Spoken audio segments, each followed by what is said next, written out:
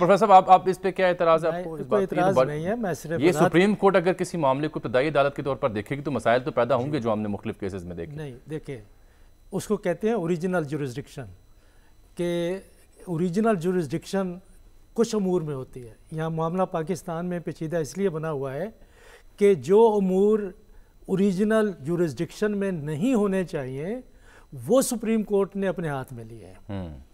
فیصلہ یہ ہونا چاہیے کہ اوریجنل جورسڈکشن کے کون سے امور ہیں ان کے اوپر یہ سپریم کورٹ نے کرنا ہے. لیکن ایک دفعہ فیصلہ ہو چکا ہے تو اس فیصلے کے خلاف اپیل نہیں ہو سکتی، نہیں ہونی چاہیے. اور سملر کیسز میں اگر فیصلہ مختلف ہوتا ہے تو وہ جو پہلے سے ایک پریسیڈنٹ موجود ہے وہ ختم ہو جاتی ہے کہ ہر سپریم کورٹ اپنی پریسیڈنٹس کے مطابق چلتا بھی ہے، نہیں بھی. یعنی آپ اپیل کے حق کے خلاف ہیں؟ دیکھیں سپریم کورٹ میں اپیل نہیں ہوتی، ریویو نہیں ہوتا. ایک فیصلہ ہو گیا، ہمیں یہ دیکھنا چاہیے. میں بات تو کر لوں شامی صاحب کہ میں جتنا بھی اختلاف کریں اب وہ قانون کا حصہ ہے. اور جب آپ نے اوریجنل جورسڈکشن میں بہت سے معاملات اٹھائے ہیں، لوگوں کو شخصی معاملات بھی اٹھائے ہیں، ان کو سزائیں دی ہیں اور ان کو اس پاور کو ایبیوز کیا ہے، تو اس کے خلاف تو خود سپریم کورٹ میں ایک آواز بلند ہوئی ہے اور سپریم کورٹ نے اس کا نوٹس لیا ہے. تو ہمیں میرا خیال چیزوں کو صحیح تناظر میں دیکھنا چاہیے. اگر ایسا کوئی غلط فیصلہ ہوا ہے یا وہ امور جو اوریجنل جورسڈکشن میں نہیں ہونے چاہیے تو اس سے آپ سپریم کورٹ کے سٹرکچر کو، ساخت کو تو نہ تباہ کریں. سپریم کورٹ کو سپریم کورٹ کے طور پہ چلائیں. ایک بات تو اچھی ہوئی ہے کہ ماضی کے اندر جو سپریم کورٹ کے فیصلے تھے وہ پاکستان کے اندر متنازع بنے ہیں. اب کوئی ایسا فیصلہ نہیں آ رہا، اب کوئی ایسا فیصلہ نہیں. اس کا مطلب کنسنسس سے فیصلے ہو رہے ہیں اور فیصلوں کا اپنا ایک امپیکٹ ہے. اور یہ معاملات یہاں تک پہنچنے نہیں چاہیے.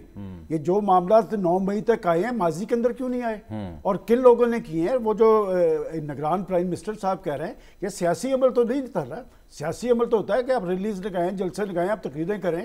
لیکن اس سے پہلے پاکستان کی سیاسی تاریخ میں نے نہیں سنا کہ آپ جا کے اپنے شہداء کی یادگاریں جلائیں، آپ فوجی تنصیبات پر حملے کریں، آپ اپنے ایئر فورس کو ٹارگٹ کریں. یہ اس سے تو ایک نئی کیفیت طاری ہوئی ہے. میں سمجھتا ہوں کہ خود اس لیڈرشپ نے بھی مذمت کیا ہے، خود پریزیڈنٹ آف پاکستان نے بھی مذمت کیا ہے اور خود ان کے ذمہ داران یہ کہتے نظر آ رہے ہیں کہ جب ہمیں کہا گیا تو ہم نے کہا کہ ہم اس گراؤ جلاؤ کا حصہ نہیں بنیں گے. میرا خیال یہ ہے کہ یہ 9 اور 10 مئی کے واقعات کی اکثر بات میڈیا میں ہوتی رہتی ہے. میری گزارش یہ ہے کہ سپریم کورٹ کا کوئی کمیشن بنا لیں جو ان بات کی تحقیقات بھی کرے کہ کون لوگ ملوث تھے، کون نہیں ملوث تھے، تاکہ اگر کوئی بے گناہ لوگ ہیں وہ نہ مارے جائیں.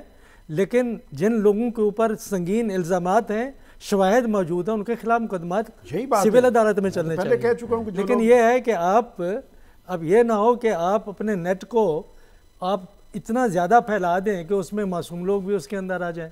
ایسا نہ کریں، کمیشن بنا دیں، پتہ تو چلے نا. آپ جس قسم کی باتیں اور کاروائیاں ہو رہی ہیں، مقدمے پہ مقدمات بن جائے ہیں. اب 9 اور 10 مئی کے واقعات کے ساتھ جو ایک زیادتی ہوئی ہے اس کے ساتھ آپ انصاف نہیں کر رہے کہ اس کا دامن اب اتنا پھیلاتے جا رہے ہیں کہ اس سے لوگوں کے ذہن میں شکوک و شبہات پیدا ہوں گے. ایسا نہ کریں. لوگ اس پہ ملوث نہیں ہیں، ان کے گرد تو قانون کا شکنجہ کسنا بھی درست نہیں ہے، ان کی پکڑ دکڑ بھی نہیں. جو لوگ براہ راست موجود ہیں، ویڈیوز پہ موجود